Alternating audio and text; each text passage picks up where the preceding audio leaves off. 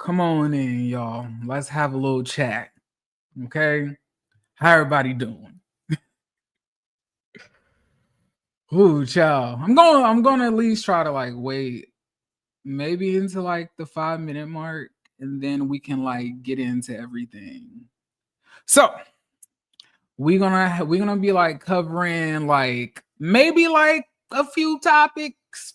We're gonna be covering the Diddy stuff. We're gonna be covering like Quincy penning an emotional letter to for his dad. You know, that dude David. We're gonna cover a little bit of Love and Marriage Huntsville. And I think that's gonna be it for tonight. Okay. Also, never mind. Also, we're gonna have to cover the Breakfast Club interview, because I remember Ray Robinson wanted me to talk about that. So let me look that up real fast. Ciao. Okay. let's just let's just hope for the best. Let's just hope I can get through all of this without losing my mind, y'all.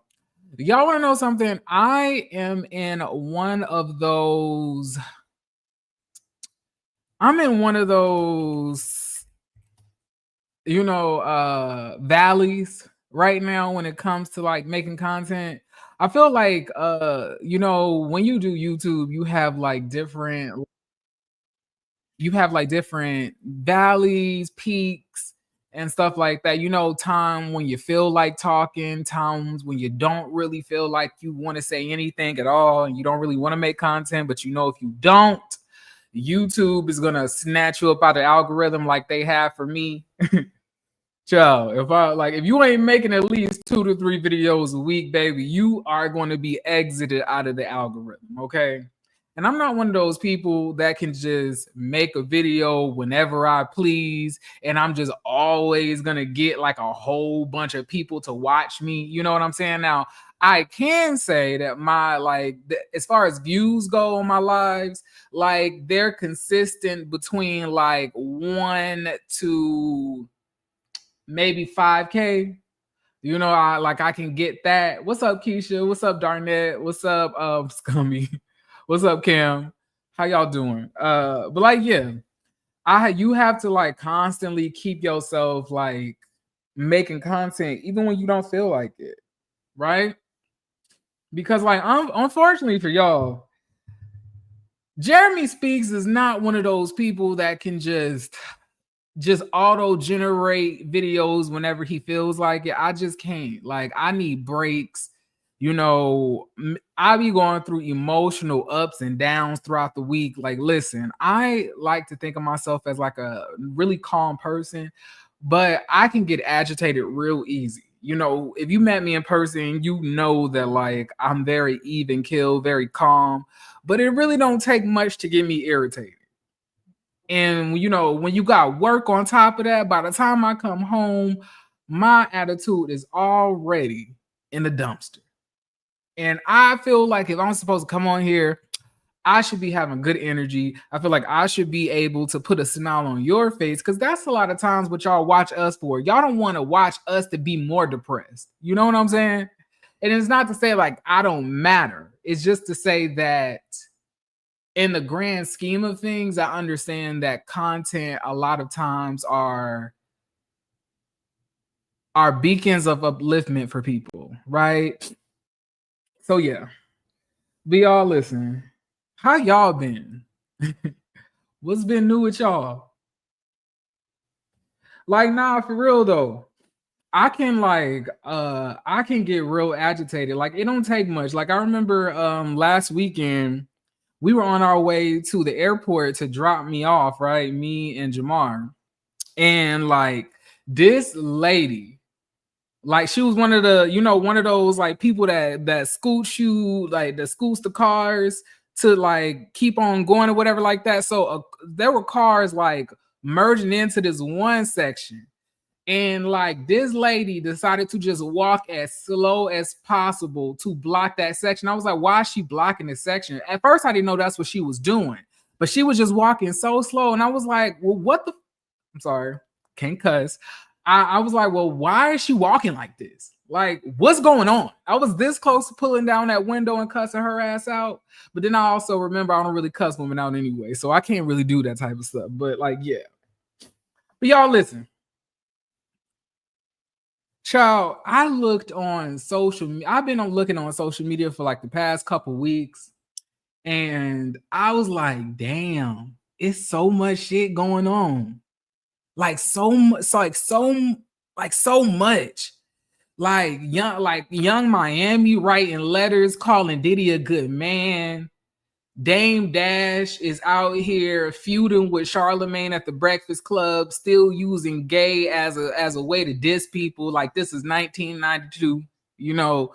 Then you got the David dude. Like, y'all, if y'all don't know anything about me, I love all different types of music. Okay, I love all types of music. If you like 9 times out of 10, if you wondering what Jeremy is doing, is listening to music at the house. Now, like apparently somebody I've been listening to since 2024 to early 2024 caught a body in the back of his Tesla. And we gonna get into that. But like it just really made me like wonder. I was like, I thought this nigga was soft. I thought this nigga like Hello Kitty. I thought this nigga liked you know, German Shepherd puppies. You know, never in my life would I have ever thought that David would have caught a body in the back of his. Now, to be granted, we don't know if he unalived the little girl, but we do know that he has connections to the little girl that we are going to talk about. And we're going to definitely have to get into that. Also, y'all, I do want to apologize because last week I was so busy. I really did not have the time to like watch Love and Marriage Huntsville and review that for y'all like I wanted to. Like I couldn't. And by the time I really did have a free time, bitch, I had to hop on the plane all the way to Atlanta. So I could not, you know. So I'm doing this hopefully as an olive branch, but don't fret, y'all. Don't fret because we got other shows coming back. You know, Real Housewives of Potomac is coming. I still need to watch that latest episode of Real Housewives of Salt Lake City to see if that's something I want to do. Then we also have Bill Collector, you know, the Bill Collector girls, you know, and you know I love Marie Monroe. I love me some Marie. I can't wait to see my girl back. Okay. And y'all know I don't like Letitia. Y'all, if there's 2 people on the show that I just do not like, it's Letitia and is Latrice. Any one of you live bitches, I don't like y'all on the show. If y'all name begin with a lie at the beginning of the name, bitch, I ain't gonna like you on Bell Collective, obviously, because like you la hoes be coming on to Bell Collective acting like y'all don't know what y'all doing, like y'all don't know how to act. Okay, child, Glenn is still allegedly sleeping with Latrice's husband.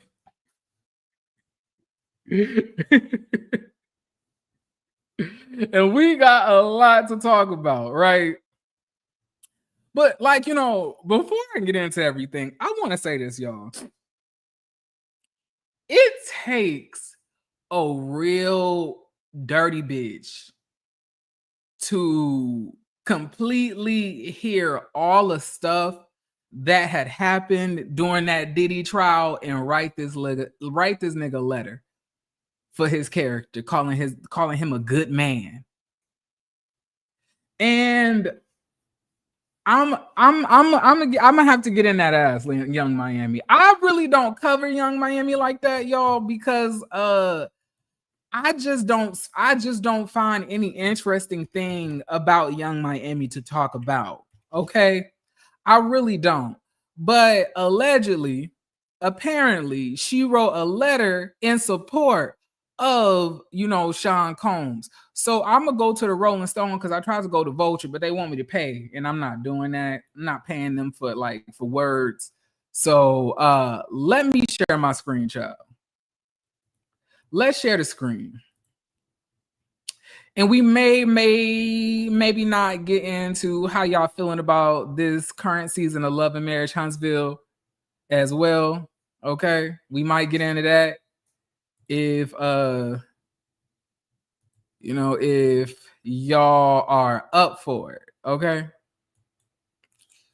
so I'm about to share my screen right now.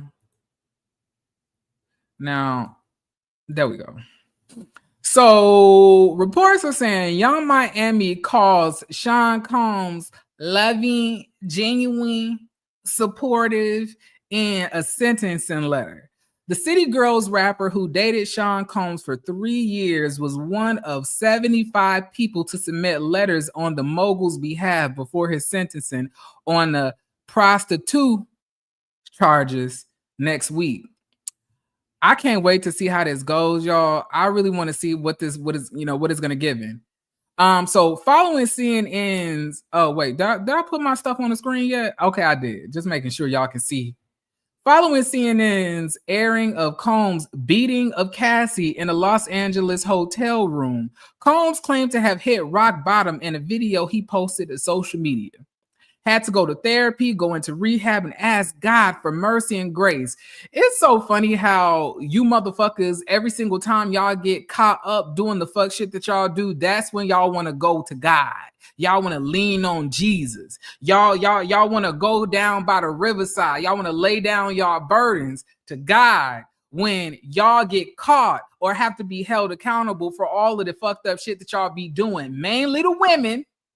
Every single time y'all get caught unaliving somebody, every single time y'all get caught with weapons, unregistered, with no license, every single time y'all get caught in gang activity, every single time y'all get caught beating somebody, graping somebody, all of a sudden y'all want to open up the doors to Holy Emmanuel Episcopal Baptist Church. I know I'm tired of hearing it. I can only imagine how tired God is of y'all just dragging him into shit that he ain't got nothing to do with. You know what I'm saying? So let's continue. So Combs allegedly remained actually abusive, volatile, and wildly manipulative long after the 2016 hotel assault. One of her most meaningful memories of Combs, Brown Lee wrote, if y'all don't know, that's Young Miami last name, Brown Lee, was when he took her to the Met Gala for the first time. It wasn't just about the event. It was about what it represented, she wrote. Sean has always made it a priority to open doors for Black people, to make sure we are seen, heard, and valued in spaces where we've historically been excluded. That night reminded me that we belong in every room, at every table, in every conversation. He's constantly encouraged me and so many others to dream bigger, to walk in confidence, to never shrink who we are to make others comfortable. You mean like what he had all of everybody else doing around him that was working for him? How they had to shrink themselves, be quiet while he put pills down their throat allegedly and then fondled and touched on them? Like, did Cassie have to shrink when he forced her to cut the other half of her head off? Did Cassie have to shrink when he beat her? So basically, what Young Miami, bitch, what you telling us is that, yeah, he may have beat a bitch up, stomped her out, forced her into a whole bunch of different sexual escapades that she didn't want to do, gave her venereal diseases, forced her to sleep with prostitutes, drugged her, blew up young Kid Cudi car. Whoever the MIA girl was, who was a white assistant, yeah, he may have drugged and fondled her, touched her, entered her against her consent, and all of these things, but at least he took you to the Met Gala. That changes everything. Everything.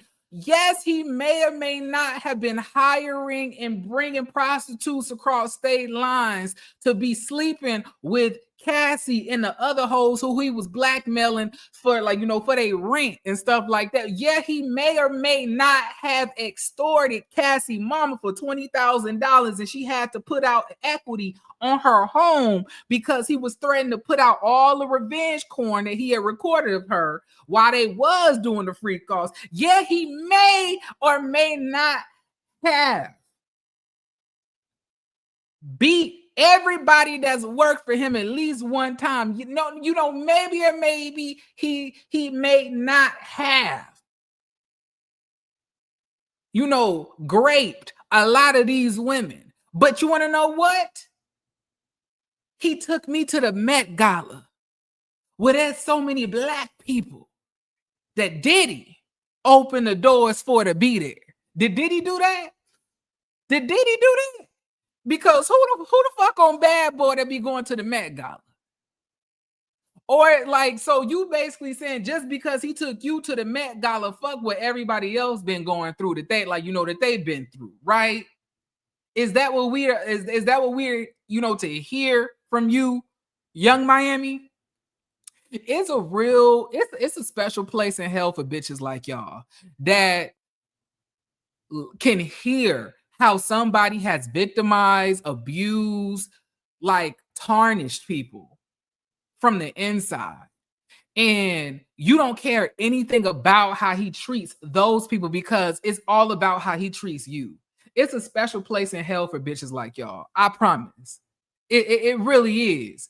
And to be honest, this makes me believe that everything that I believed about you in the beginning was correct. Because I always kind of thought that Young Miami was a bird brain bitch, but this really puts the cherry on top. So after all of the shit that man has did, after seeing him beat a woman on camera, you're going to pen a letter talking about how good of a man that he is because he took you to the fucking Met Gala. Bitch, fuck you. Really, fuck you. And that's why nobody want to hear that dumpster ass music. Nobody want to hear that any of that ratchet, dumb, gutter snipe ass convo that you like to have on your podcast, if that's what you want to call it. At the end of the day, it's not about what he's done to other people. It's all about what he can do for you. So basically, because he afforded you the opportunity to go to the Met Gala, that means that he should get out of prison and not serve the time that he needs to serve for doing the fucked up shit that he did because he gave you an opportunity. Girl, let's continue. At the start of the letter, Brownlee acknowledged that she cannot speak on or defend anything that may have happened before. Then why are you writing the letter? Why the fuck are you writing the letter if you can't speak or defend it? If you can't speak or defend on shit that he's done, then why are you writing a letter? Because at the end of the day, this is defending it. You are defending it. You're defending every single thing that he did when you decided to write this dumbass letter about this nigga taking you to the Met Gala. And nigga, and when he did take you to the Met Gala, bitch, all you did was show up looking like a shower loofah. He wasted the Met Gala on you just for you to show up looking like something I wiped my ass with in the shower. Are you okay? You was there, you came to the Met Gala dressed like a toilet brush. You was in the stands at the BET Awards talking about Go Poppy, and he acknowledged everybody else, even Cassie, except you. It's the fact that you really believe that Diddy has this deep love for you. It's not love, it's a necessity. You have youth, you have popularity, kind of, sort of right now. and you have way more exposure to what's going on in pop culture right now, so he can siphon all of that energy from you. He don't love you. You obviously, if you have not seen all the bitches that he likes to get pregnant and fucking be in a relationship with, you are not that type. You are not that type. What he does see is a ghetto bitch that has the mentality of one of them bottom hoes that the pimps always have to keep the other hoes in line, that can help keep all of his shit together in the case that he may not be coming out anytime soon. Because a lot of you bitches have that dumpster mindset that y'all gonna stand 10 toes down by a nigga even when he in prison, knowing damn well he wouldn't do it for you. If Young Miami was to get locked up in 2025 for like 15 years, I guarantee you the bitch won't be hearing barely anything from Diddy, because Diddy didn't even take care of the motherfuckers who took bids for him. You doing all of this. For people, and let's talk about this opening the door shit. Like, you mean all the people that he stole from, all the people that have ended up destitute, all of the people that ended up broke, all of the people that barely have anything to show for all of the success that they gave him, the money that they generated for his company, they have nothing to show for it. Barely paid anything. Can't even go and get Blue Cross Blue Shield premium. But this nigga opened doors. Yeah, he opened the doors and then he shut the bitch right back. You bitches are eggheads. Y'all are really dumb. And sometimes I really be feeling like either the school system, y'all parents, y'all mothers, y'all fathers have let y'all down, or you bitches have just been born with one half of y'all brain missing. Like, it's really pathetic at this point. But she argued in her experience, Comb is not a danger. So because he didn't beat your ass, because he didn't pimp you out, because he didn't force you to sleep with prostitutes, that means that he is not a danger to the community, even though he did it to other people, because he just didn't do it to you. How disgusting.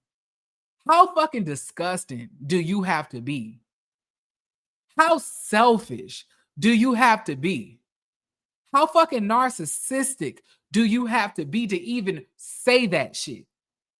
I hope that this letter creates the adverse effect that you want and keep this nigga locked up even longer. I really do hope that they throw this nigga in the brig for at least 10 years.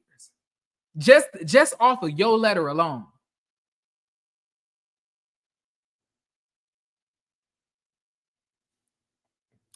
Instead, she called him a man of God. Y'all, I don't think I can do this. I don't think I can do this. I don't think I can do this. See, Young Miami is fucking with me. She's trying me. She really trying to play with me. And she think this shit is a game. Like, you bitches are just, like, y'all are writing lies. That's the thing. All of this shit are lies. None of this shit real. What you saying? A man of God. Is it because he cool with TD Jakes?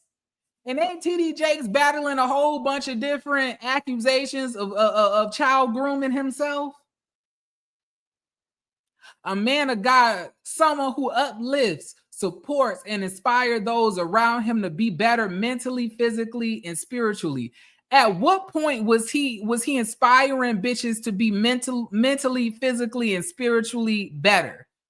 Because then he have Cassie drugged out. Did she have to go to rehab? Wasn't this nigga high most of the time? Like what are we talking about here? I truly believe that he belongs at home. No, bitch, you belong in a mental ward and he belongs in prison. And then after that, both of you bitches belong in hell. With his family. Fuck the family. You know, I left the family in my house. You know what the family did? The family fucked my husband. Yeah, that's right. Diddy kids be fucking people husband. Allegedly, I'm just kidding. The people who mean the most to him and who continue to be his greatest source of purpose and strength. Was the twins the source of purpose and strength for the freak offs? Was the son? Well, you know, they say the sons was also at the freak offs with their daddy. I guess sometimes watching the male prostitutes rub they semen on his nipples. You know, sometimes I guess people like to watch their dad get into shit like that. If you real, disgusting and shit. Combs is facing a maximum of 20 years in prison without the two prostitute charges, carrying a possible sentence up to 10 years each.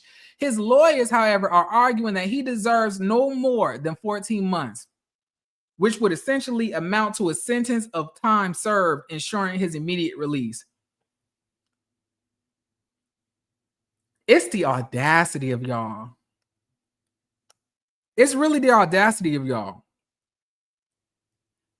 I really can't. In a recent 182 sentencing memo, Combs' lawyers argued that the average sentence for those convicted on similar prostitution charges are 14.9 months. They said it would be unlawful and a perversion of justice if the court increased his sentence. But how Judge Aaron Subramanian will rule remains an open question, especially after he ordered Combs to remain in jail following his conviction. Many expected Combs would secure release on bond after being acquitted of the more serious charges, but Judge Subramanian denied the request, leaning heavily on Combs' own admission of domestic violence. Subsequent efforts to secure Combs' release were also denied. Child, Sarah Chapman? Who the fuck is Sarah Chapman? Claudine De Niro, a friend and former employee who is also Robert De Niro's former daughter-in-law. From the music and entertainment roles, letters came from former Stephen Hill and the producer Dallas Austin. Like, y'all are really fucking gross. Combs' mother Janice submitted a letter as well, writing, "Sean has always." I feel like every single person who wrote a letter for this man needs to be investigated themselves.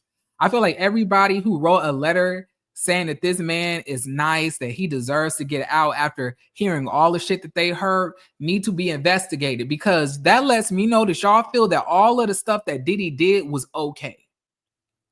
And if y'all feel like it's okay, it makes me feel like y'all have done something similar in y'all time frame as well. Because I feel like a lot of this is more so a reflection on how y'all feel about yourselves. Y'all feel that if Diddy has to get the repercussions for his actions, then y'all will also have to get the repercussions for y'all actions. And y'all don't want that. So in order for us to keep on victimizing and taking advantage of bitches, we have to make sure that every single one of us gets off from the shit that we did. So we're gonna all write letters in a bitch ass chorus, fighting for the holiness and righteousness that is Diddy. Y'all, this is ridiculous. I just know that at some point we have to really start looking at you niggas weird. We really do. And fuck his mama too. Oh, hard wig wearing bitch. Like, fuck her too. It's giving weirdo. But let's continue, child. So apparently Quincy Brown wrote a letter for Diddy as well. Penning an emotional letter. Please let my father, nigga, your father is motherfucking I'll be sure. That's your father. This nigga ain't your daddy. Diddy's kids, mom, and pals come out in full force to plead for leniency. Please let my father out of jail. I'm asking you to let my father out of jail, wrote Christian Combs, his son with the late model Kim Porter. He does not deserve to be there, and I know this from the bottom of my heart. Combs' 6 adult children submitted letters. Teen twins Jesse and Delilah, always identically dressed, in attendance at their father's Manhattan trial, shared a single letter telling the U.S. judge Aaron Subramanian, I think that's how you say his name, we are proud to be his daughters. I mean, of course y'all are proud to be his daughters because y'all are able to get into rooms that y'all couldn't get into if y'all were not his children. So it doesn't surprise me. It's all about what you are able to get out of it. Here is what some of them told the judge. Mom Janice Combs, 84, hoped to spend her final years with her only son. Bitch, you, those 84 years, that wig, I hope you do not be able to spend the fucking time with your son that you want to, because obviously you fucking failed during those 84 years to raise this man to be something other than an abuser, a tyrant, a menace. Please have mercy on my... Did your son have mercy on other bitches?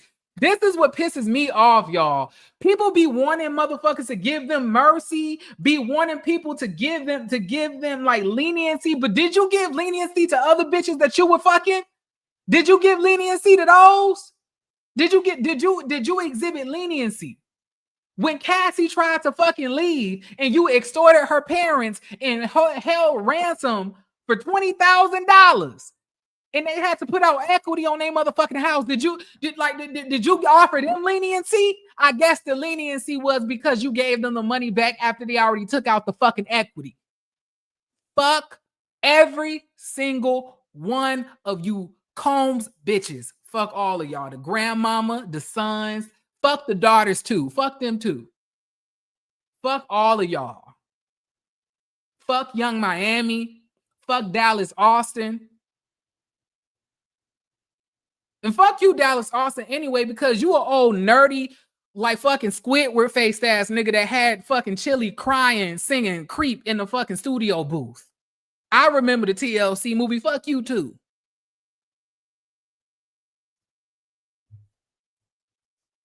They said his mom used to be a pimp when he was a kid, and he was SA during that time. I think that started off turning him into a monster. Child, it wouldn't surprise me. I can tell she was a pimp by her wig. That looked like a pimp wig. If that don't look like something that fucking what's his name, Bishop Don Juan had on back in the 80s, probably. You know, a lot of them 80s and 70s pimps used to have a lot of Marcel waved hair. Bobs, blonde and shit, with a hat over it, a big ass top hat like that, like the Monopoly man. Yeah, it was given like that back in those days. So I can imagine this on, I can imagine Mama D rocking the hell out of this hard ass wig. And once again, I will never trust bitches who don't have wigs with closures in it. If the wig look like it just it don't have a starting point and it look like just a cap of fibers on the top of your head, I know I can't trust shit you gotta say. Because that lets me know that if you don't know where the shit begins and ends on your head, then you definitely don't know where the shit begins and ends in Diddy's cases. And if you do, that's even more fucking weird. Very incestuous, very hard wig. I've had 2 brain surgeries and monthly follow-ups, ma'am. With all due respect, bitch, we don't care. If maybe you stop wearing these questionable wigs, maybe you wouldn't have to deal with that. Sometimes I believe bad synthetic wigs can absorb, a lot of UV rays.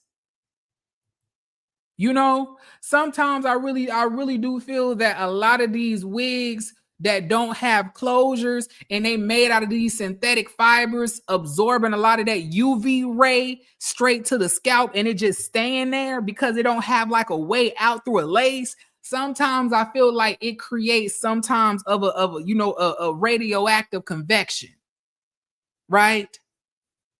Thus, probably initiating this, brain cancer or brain surgery is needed. Sometimes when you possibly wear a Tyler Perry play wig in the sun too long, that shit might likely melt. Especially if you in Texas or Atlanta. So it don't surprise me. But let's continue. I don't know how much longer I will be around, but I would love to be able to see him and his children together again. Ma'am, for you to be on death's door from what you say, knowing your son did all of the shit that he did and want him to be out, baby, you know that you're going to be in the resting place of the fiery pits of hell your damn self. Sister Keisha Combs called her own heart heavy but hopeful. Child. His pep talks are legendary. He worked as a newspaper boy, a gas station attendant, and retail to help ease our family's financial burdens. You mean the burden that y'all had after y'all drug dealer daddy or gang affiliated daddy, who was called the monster of New York, apparently got unalived? Child, his struggles with addiction, his struggles with addiction clouded his judgment. But I thought he always encouraged bitches to be healthy mentally and physically. From what Young Miami says, y'all can't even keep these stories together. Twins Delilah and Jesse. You know what? It takes a real nasty bitch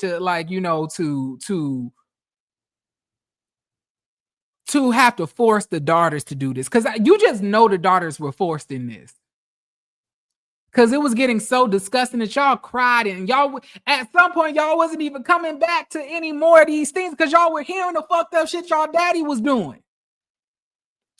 This world can be a very evil place, and when people try and tear you down, you need a mom or a dad to go to for love and support, which we don't have.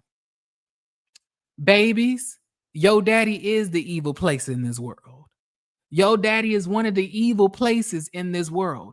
And to be fair, the way your daddy is being a trumper who is creating even more evil in this place for y'all to have to endure. Y'all may not ever have to, escape the evil. Y'all daddy is a part of that. I just don't understand, y'all. This shit don't make any sense to me. It just don't. Firstborn, Combs called the anchor of course he the fucking anchor because he the one who got the money.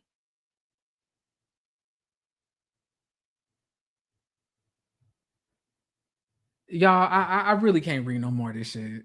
It's really pissing me off. It really is. I can't read no more. But I just want to say that Young Miami is a fucking clown. Bitch, we will not be watching Carisha Speaks. And anybody who watching Carisha Please or whatever the fuck that shit is, I really do hope that y'all get some fucking brain cells. Because obviously this airhead bitch don't have anything of substance to say. Okay? Let's continue, please. All right. Ciao.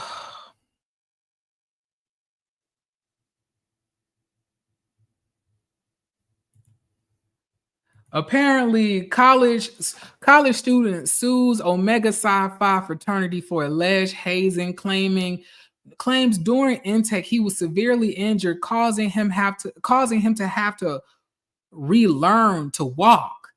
This isn't brotherhood, it's criminal violence. A lot of these things are criminal violence, to be honest. A lot of these fraternities be doing criminal violence, and I really don't like to speak on the fraternities because y'all know a lot of these weird bitches be feeling like it's like a cult. not my fraternity. Not speak on what you know. You don't even know what's going on. You don't know anything about it. Blah blah blah blah blah. Why is it a secret? Why is it a secret? Why is it secrets? I don't understand. Why is it secrets in there? What y'all hiding in there? Why it need to be a secret? If it's such an uplifting organization meant to uplift the community, why the fuck is it secrets about how y'all get in there? What y'all got to do to get in there? Why you telling us that we don't understand the process when bitches are getting beat up and punched in their chest and their chest collapsing and shit? Like, what you mean we don't understand? Is that what the fuck the burning sands means? Getting your ass beat? Thank you for the Cash App, Tammy. Shout out to Tammy Grant. Thank you for the Cash App, sis. I appreciate it. Thank y'all. Y'all, listen. Gonna buy my ass lunch today, okay? But yeah, I don't understand that. And I feel like a lot of times people take the initiative to be abusive and be almost like a dictator when they get a little bit of power, because so many times it's ingrained in us, the white supremacy, that when we get into power or in places where we have dominion, that we have to abuse people for them to earn the right to be looked at as equal, kind of like how they see us. We have to go through all types of scratching and surviving to be able to be equal in this world, right? And if somebody was to get in comfortably, just come on in, brother. This is a welcoming brotherhood. We want everybody. We love y'all. This is meant for the community. That would be too easy. But if it's too easy, and if that's the easy route, then what the fuck is the point of it? Because I thought it was for a brotherhood. Why do I have to? Did your mama have to beat your ass? Did your brothers have to stomp you out to be a brother? To have a sibling? Did you have to get your ass drugged through the coals to have a sibling? You did not. They just came into the world. So if somebody decides to come into one of these organizations looking for that brotherhood, I don't think that they deserve to have to deal with getting beat so badly that they need to learn how to walk again. Y'all be taking this weird shit way too far. And that's exactly why I could not be in no fraternity. Because to be honest, I'm way too independent thinking for that. Because I guarantee you, it's a lot of shit that you gotta be quiet about, that you gotta watch, but you can't say anything about, right? Let's look up, what else is happening. Once again, we have Donald Trump saying some shit that ain't true. Now, after ending all of these wars and also earlier negotiating the Abraham Accord. What wars? What wars has he ended, y'all? Y'all, if there's nobody in this world I hate more than anything, is Donald Trump. When I tell you I hate this man, I hate all of his followers. I hate everybody that's associated with this man. I hate them. I hate this man. I have never in my life felt this much disdain for one person. Never in my life. With all of the shit I'll be reviewing and having anger with, I never once have had this much vitriol for one person. I hate him. Which is a very big thing for which our country received no credit, never receives credit. Everyone says that I should get the Nobel Peace Prize for each. Raise your hand if y'all are everyone. Put a 1 in the chat if you are everyone that feels that he should get a Nobel Peace Prize. Please put a 1 in the chat. I would like to know if you are one of those people. If you put I ain't gonna shoot you. It's a safe place. It's safe. If you are one, if you're the one of those everyone's, put a 1 in the chat. Go ahead. It's safe. The chat is safe, y'all. Put a 1 in the chat if you one of the ones. I would just like to know. I believe that I don't see any ones in the chat. Who said that Donald Trump should get a Nobel Peace Prize? We really need to investigate one of these achievements. But for me, the real prize will be the sons and daughters who live to grow up with their mothers and fathers, because millions of people are no longer being killed in endless and unglorious wars. Wars is action. y'all. Now, after How long is it? Like, at what point is age gonna catch up with him? At what point will age catch up with this man? Doug and I, my husband. So it says, wow, Kamala speaks on how it felt to lose a presidential election. That night, I grieved in a way that I have not since my mother passed. Wow. Y'all, when she lost the election, I don't think y'all remember. I don't think y'all remember when she, what's up, DG? When she lost the election, y'all, I had to take 2 weeks to myself. I had to literally dig myself. Fuck Obama. Fuck President Obama right now.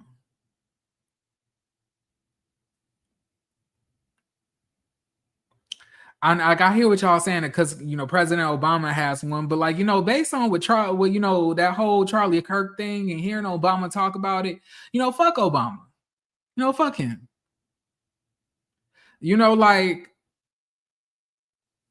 I'm gonna just leave it at that when it comes to Obama. But let's hear what Kamala said. And it wasn't until I was writing that chapter that we had ever talked about election night. Wow.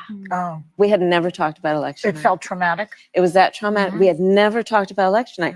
So I'm writing it and I'm thinking about it. And, and there were a number of people who I could kind of what was your, the different perspectives of a moment.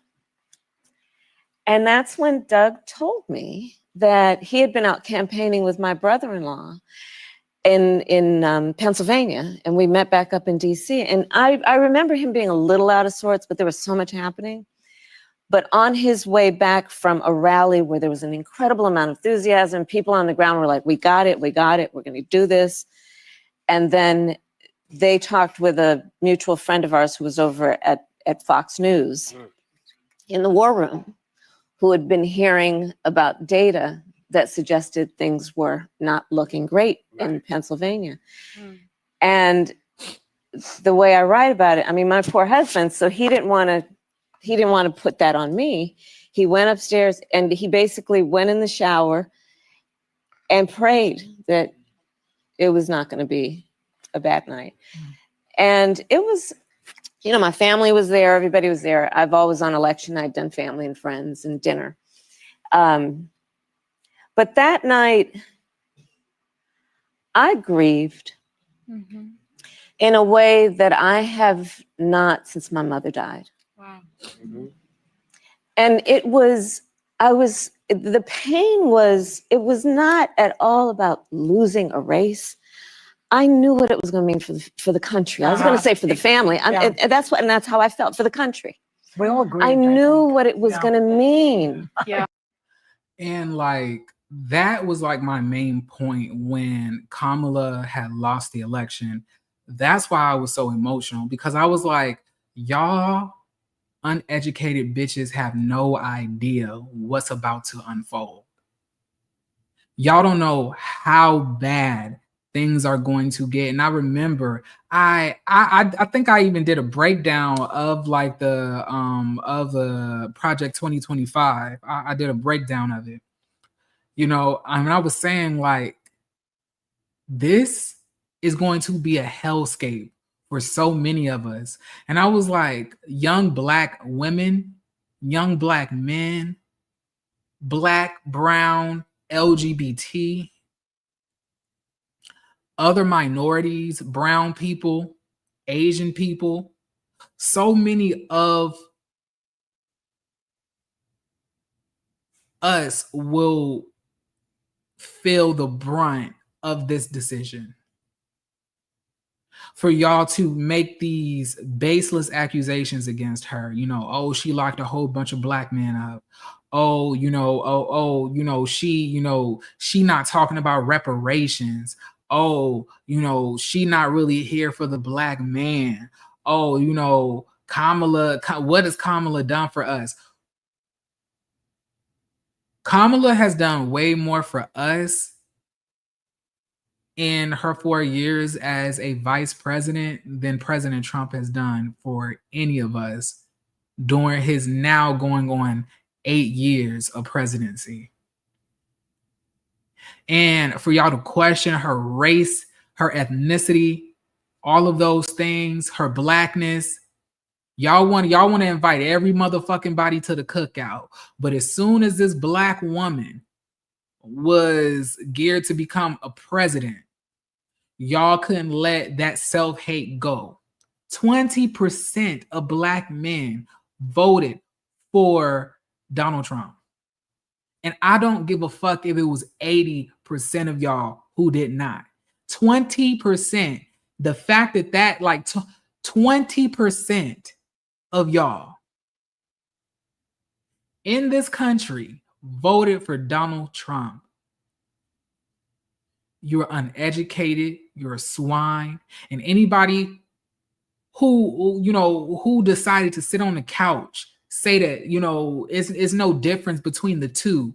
You know, both of them bad. It's still gonna have the same ending. So you telling me you thought that this woman was gonna round everybody up, sick ice on people? You thought that she would have created all of these tariffs that we have to pay now, fucking eggs at $8, $9, $10. Run up in everybody's fucking house looking for immigrants, deport people, threaten people who does not agree with him, that they can get their citizenship revoked. You know, like, y'all think that she would have did all of that. I sometimes feel like that the lesser of two evils thing may not be all the way accurate, because I really don't understand why this man is in office. I will say that Kamala Harris definitely did a lot of missteps, had a lot of missteps during her presidential run. I believe that when you are running on progressive beliefs and progressive, political points, that garners you more success when you're running for president. Like, buddying up to, to Republicans, buddying up to conservatives, trying to be moderate in the middle is not going to cut it. Because when it comes to the Republicans, they don't have a middle. They staunchly believe in what they believe in. Meanwhile, I feel like a lot of times Democrats feel like they have to cater to Republicans and cater to Democrats. And I'm saying that if you are catering to both sides, you're not going to get anywhere. Obviously, the line in the sand is drawn. They're not going to vote, let alone a black woman, but a Democrat. They look at this stuff like a secret society. Right? And I feel like when she had picked her vice president, I felt like there was so much forward projection that she could have had. And then she made missteps when it came to the Israel-Palestine thing. Like, feel like that definitely could have been handled differently. But the crazy thing about it is the Palestinians were doing protests at her rallies and not the rallies for Donald Trump, even though he was probably going to be the president way more than she was going to be, because they can hear her, because they feel heard more with her than they did with him. Then that should let you know that y'all should be voting for him, but y'all not going to vote for anybody. But now, this man has given them even more right to do shit to the Palestinians, to Hamas. They actually just killed, I believe, one of the leaders of Hamas, if I'm not mistaken, within like the last 2 to 3 days. But my question still remains, where are the protests? I'm not seeing it like I was seeing it at, at the Kamala Harris, pep rallies. I was not seeing none of these, I'm not seeing any of these protests like we were seeing there. Y'all not showing up to all of these other places because y'all feel scared. Y'all don't feel safe. Y'all feel like y'all can easily get unalived, deported, and everything else like that. Why didn't y'all make note of that when we were going to vote for this, for the president of the United States? Y'all created a division amongst people in the Democratic Party. And yes, everything that you were saying was correct. But to know the danger that Donald Trump was and not do everything in your power to make it so where he's not a president is insane to me. I don't understand that. It's ridiculous to me. But let's continue. Let's hear. But I knew. Yeah. And and all I could say over and over again is, my God, my God, my God. Oh. It was very difficult. I know many people experienced it in different ways. But in fact, Doug and I, my husband, I feel like, I really wish that she would have gotten president. I really feel like the world would be completely different right now. But let's go here. So one of the things I do want to. So Laura Loomer, a conservative activist, calls Jasmine Crockett a ghetto black bitch for saying Charlie Kirk rhetoric was harmful for people of color. I want to point out that's not been laid out that honestly hurts my heart is when I saw the no votes, there were only 2 Caucasians. For the most part, the only people that voted no were people of color because the rhetoric that Charlie Kirk continuously put out there was rhetoric that specifically targeted people of color.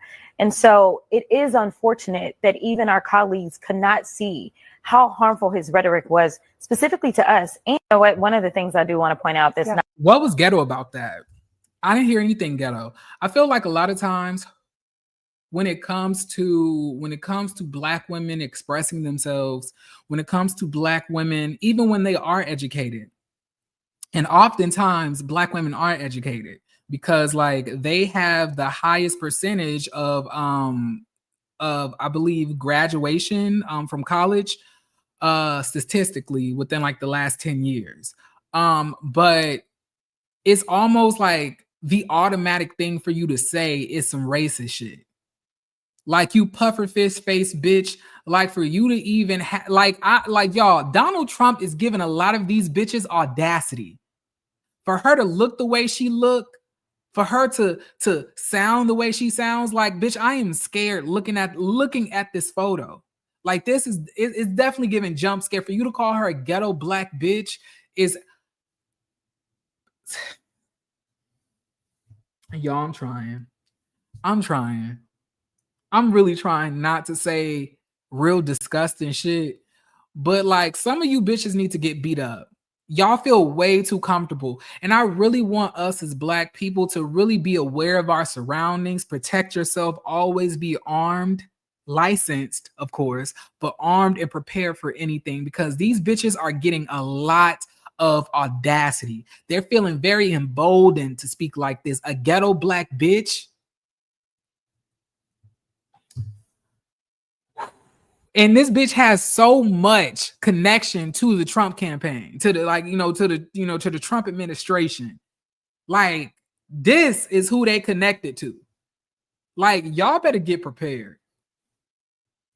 I just find it preposterous for Black Americans to really be on some we don't F with immigrants. And I know that there's some who are well, they don't F with us, so blah, blah, blah. And I'm I just need you to know that it's bigger than that. Much bigger than that. And they is a strong word. It's like, yes, there are shitty people, but also like this country has never operated without immigrants. Never at any point has this country operated without immigrants, including the white people who came here, because they are immigrants. Even worse, they're settlers. I just find it preposterous for Black You Americans. know, when she right. But let's look at this Dame Dash interview y'all wanted me to look at. I'm gonna so am I supposed to react to the whole damn thing? Am I to react to all of it, or am I just gonna be reacting to some of it? You know, I don't. Is there like a shortened clip that I can find besides the whole interview, y'all? I can't be on here for an hour and 14 minutes. Past what I'm already here on. You know, I'm already at an hour. Most of these magazine folks are clout. Okay, well, I'll wait for one of y'all to I'm gonna wait for one of y'all to let me know what part of the interview. Can y'all give me a timestamp? Can y'all give me a timestamp, please? That I should begin it, because like I'm not watching this from the beginning. I'm not. I refuse. I'm hungry. I haven't eaten. I want to play my video game, and I'm tired. All right. So, does anybody have anything that y'all wanted? Like, is anybody gonna say? Like, is nobody gonna help me with this? Y'all laughing, but I don't hear no typing in the keyboard telling me the timestamps. Okay, so I'm gonna just go here and share this. I'm looking at a short. I gave y'all the opportunity. Y'all didn't take it. Okay. Again, letting people yell at you like that is not masculine. And a woman, do you think he's so again, letting people yell at you like that is not masculine. And a woman, do you think he's masculine? Would you want this man around you if 10 guys jumped you? He'd run, and you'd have to run with him. I like my women to feel safe when they're around me. I don't tell people like running when 10 people are trying to jump you is, to me, the smart thing to do. A lot of times, like, Black men always have this rhetoric of ultra masculinity, hyper masculinity, and it's all based, and I know y'all gonna think I sound crazy, in white supremacy. Like, this is literally insane to even say. Like, questioning masculinity, bringing masculinity up. I'm so fucking sick and tired of this whole masculinity, femininity, submission, dominance conversation in the Black community. You bitches are brain dead. Y'all are tired. Y'all are overplayed. And I am sick of this conversation. Bitch, a masculinity can be whatever you want it to be. To me, masculinity is somebody who loves their children, somebody who made a way for their children to succeed in life, somebody who poured love into their kids, somebody who took care of their family, somebody who respects their community, somebody who respects their friends, somebody that respects themselves. And I don't think that Dame Dash has any of those fucking qualities. So for you to just have a deep voice, walk around holding your nuts all day, making you masculine and want to fight fucking people, don't make that to me, that's not masculinity. It's not. What y'all look at masculinity is basically who can be the most volatile and the most aggressive. And to me, that's weird. And Dame Dash, let's be clear here. Nobody in that room or this room believes that if 10 niggas tried to jump us, that you gonna bust a motherfucking grape. Nigga, you couldn't even get your tooth fixed. Bitch, you couldn't even fight for good dental hygiene. And you want us to believe that you'll fight 10 niggas for us? For them, you gonna fight 10 niggas for Jess Hilarious and Lauren LaRosa? That's what we are to believe here? You couldn't even fight Aaliyah hard enough so she didn't get on the plane when she called you and said that she didn't feel comfortable. You didn't even fight for that.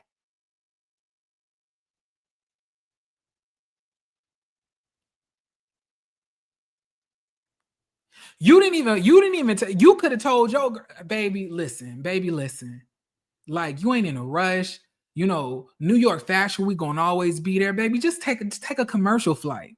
You don't need to take no private jet, especially when you don't feel comfortable about. Baby, you ain't got to do that. You didn't do any of that. And that's the woman that you said that you love the most. But you gonna protect and defend Jess Hilarious and Lauren LaRosa, and they need to not want to be surrounding themselves with Charlamagne the God, even though Charlamagne the God is a piece of shit. You are also a piece of shit. And I really want y'all to understand that masculinity is not tied to how many niggas you beat up. It's not tied to how many people that you can be aggressive towards. It's tied to how you treat your community. And if you are a beacon of support and upliftment for that community. And that, my sir, you are not. Let's continue. And I'm saying that's your way. But you're just not masculine. I've seen him run. I looked at a whole reel of, there's like a thing that says how many people balk. There's stuff that how many times you talk about other people's genitals. You real masculine men don't do that. It's plenty of masculine men that talk about people's genitals. Like like y'all, like literally y'all motherfuckers are going up for Diddy. And he was doing a whole bunch of shit with niggas' genitals. Y'all niggas are pouring in droves, writing letters for him. Cool as fuck with him.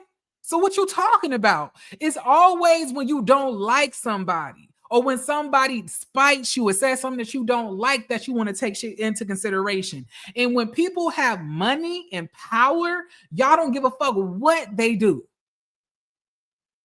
So no, I don't think that just because you heard him talk about fucking people genitals, that means that you don't believe that he's masculine, because there's plenty of niggas in the industry that be fondling, talking, sucking people genitals that y'all motherfuckers are cool with.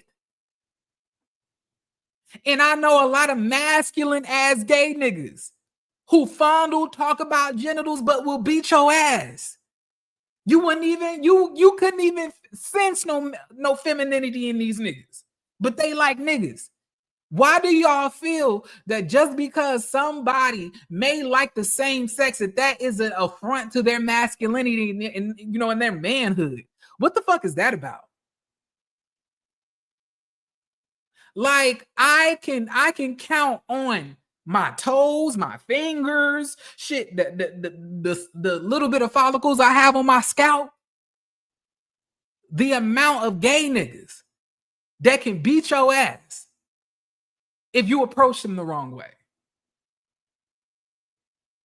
Shit, I am an LGBT member, and I have been in Brazilian Jiu-Jitsu, Muay Thai, boxing, played tennis, attempted to play basketball, but I didn't get on the basketball team. And I can defend myself if somebody came to me with the bullshit. So what are we talking about here? So like, why is it that you're attributing being a man and masculinity to being heterosexual? This shit tired. Is this what y'all wanted me to watch? This it? You said that some guys was throwing you kisses because they liked your paws butt, and you went back. That's gay. Why is it gay? He could just be comfortable in his sexuality and fine with getting a compliment from another man. Y'all be afraid to be around gay guys because y'all think they gonna want you. Meanwhile, y'all ugly as fuck. Gay men are some of the most pretentious and shallow people. But I will say Now, I'm not gonna lie, there are a large number of gay individuals who just like men who are DL and straight, and it don't matter what they look like. As long as you straight and DL, they gonna want to fuck with you. But I'm just saying, overall, the men that you talking about wouldn't look twice at you. And to me, a motherfucker paying you a compliment, I don't understand how that's gay, because you say thank you, or you double back and say, what you say, bro? I look good. I look sexy today. Thank you. And then go home to your wife and kids that you're taking care of, and you're making sure that they're in school and thriving. I don't understand how that's gay. I feel like if Charlamagne was gay or was messing with men at this point, we would know about it. I just really feel like Charlamagne may be one of those people who question if they want to have sex with a man or a woman, but mainly they just with women, and they just comfortable with their sexuality, and it's nothing like that. I just don't understand that every fucking thing is gay to y'all. That's so weird to me. Why do you have such a problem with gay? I don't have a problem. I have a problem with you. Wait. No. You do have a problem with gay people. You do have a problem with gay people because you're throwing it out as a diss. Like, you came here with this fucking deacon of Episcopal Baptist Church to talk shit and to try to villainize him for being cool with gay people. Like, I just don't understand. No. Crazy, yeah, that is why I man. pause. There's a lot of people like you. That's crazy. There's a lot of people like you that are gay that that pretend they're not. And okay, but why do they pretend that they're not? Is it because bitches like you are going to question their masculinity, judge them for how they're carrying themselves if they don't match the certain type of masculinity that you feel that they should, by beating bitches up, cheating on hoes, fucking around with a whole bunch of different women, not taking care of their kids, but being a hella masculine, with the pants sagging, with fitted caps on, and Timberlands in the summertime. Like, is it because of that? Because I feel like that's what it is. A lot of people don't feel comfortable coming out in their sexuality because bitches like y'all like to judge them, but then y'all like to use it as a beacon to say, if you are gay, just be gay and just be out with it. Why? If y'all are the same bitches telling motherfuckers they're going to hell for being gay, telling people that nobody needs to see that. You should keep whatever you do in your own household. Kids don't need to see that. Why everybody got to know about y'all sexuality? Like, y'all say this shit and then say this shit afterwards. It's not because y'all even feel that I'm mad that you're not letting us know that you're gay. You want people to let you know so you can judge them, ridicule them, and feel superior to them. You don't like that somebody who you views as less than you in masculinity or in sexuality, right, can have more money than you, more success than you, and more opportunities than you have with all of your masculinity and your manhood. That's what this all is about. Y'all want people to say I'm gay just so y'all can judge the shit out of them and then vote Republican fucking legislature to bind them down in the name of Jesus. Like, I really can't. And that's not fair, because you're running around. Stop. You're representing a black man, and I don't want white Black people. men can't be gay. You're representing. Hold on, answer the question. Black men can't be gay. Black men that are gay should say they're gay. Well, why? You are. Why? Why do black men have to say that they're gay? Like, I don't understand. Like, why? So again, why, if somebody don't want to talk, why do you feel that somebody has to give you a fucking diagnosis of their sexuality? Why do you feel that you're that important? Because like you guys, are tight. You really still curious about the Jay-Z? Absolutely. You don't know the story? Curious. Nah, we want you to tell the story. Let me ask you a question. No, this is not. Now, to be granted, they do ask this nigga about Jay-Z a lot. And I know you could probably get tired of that type of question. But to be honest, the Breakfast Club is not really known for their reporting and their journalism. They known for being messy and trying to piss people off. So I can understand this. You're not asking questions, Jay. We're asking you. People want to know that. Can I ask you a question? Have you never asked this question from me before about Jay-Z? I have, but I was on a smaller scale. It wasn't as big as the Breakfast Club. So let me ask you a question. Do you think everybody knows that question? I don't think everybody knows that answer. Do you know the answer? Yeah. What's the answer? No, you tell us the answer. Tell us the answer how tell you us met. the No, answer. it's different because we're on a different scale. Is this a Harlem scale. Queens thing? Like Harlem Queens No, don't get it's a along? it's not. Let me ask you a question. Okay, know. let's be men, right? If somebody asks you the same questions 25 times, Oh, y'all, this is why I don't like to cover this type of shit, because this shit is just draining. Look at this nigga. What's up, brother? Congratulations. Like, look at that. Like, and why do you niggas always wear suits with Air Force Ones and sneakers? Like, what is that? Like, why do y'all do that? I hate that shit.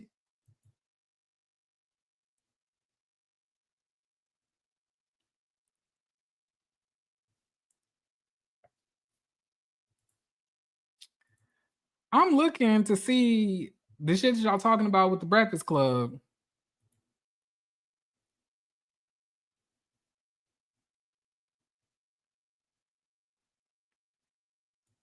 so you never sold drugs, have you? Yeah, I did. So in some what? Quarter spoon. Quarter spoon. You ain't never sold drugs. So like, this person, So you never name Rap Game for Life, Dame Dash Destroy Charlemagne the God. So I guess destroying Charlemagne the God is about, like, you know, basically ridiculing him for not selling enough drugs to the community and tearing, you know, the community down that they say that they love, right? If you ain't never sold a lot of drugs that got into a lot of gang activity, bitch, you ain't no real man. You ain't no real nigga. sold drugs, have you? Yeah, I did. So in some what? Quarter spoon. Quarter spoon? What is that? Nobody says quarter spoon. You didn't sell shit. Stop lying. You talking to ex-drug? You already said quarter spoon. I sold quarter spoon. I didn't say I was a kingpin. You weren't a king, nothing. You was a pigpen. Oh my God. Dame Dash, you have a lot of superiority complexes. You have a very nasty spirit, you have a very nasty attitude, and that's exactly why you lost everything. You had the world at your fingertips. You had all of the money at your fingertips, all of the access to get the things that you wanted at your fingertips, and you wasted it all. Probably on bitches, cocaine, drugs, prostitutes, allegedly, all of that. Like, y'all niggas are clowns, but y'all listen, it's been an hour and 17 minutes. We're going to have to talk about David another day. We're going to have to probably do a video on its own about that. I know it was, you know, I know that I'm probably going to have to, you know, do more videos to get back onto the algorithm and stuff like that, but we're going to have to make it do what it do when it happens, okay, y'all? I know it's been a minute. I haven't really been covering a lot of hot topics lately, you know, but because like what we got in our country and shit like that, bitch shouldn't really be feeling like talking about things to me that don't really mean much, you know, in the grand scheme of everything. But y'all listen, I love every single one of y'all. I hope you guys have a beautiful, beautiful rest of y'all day. I plan on doing the same, y'all. Love yourselves. Know that you are loved and nobody ever told y'all today. I love you. Okay, love yourself, because if you don't, you're going to end up as a 58-year-old nigga in a deacon suit at the Breakfast Club with a missing tooth trying to talk about motherfuckers' masculinity. All right, y'all. With that being said, I bid y'all good night. All right, bye.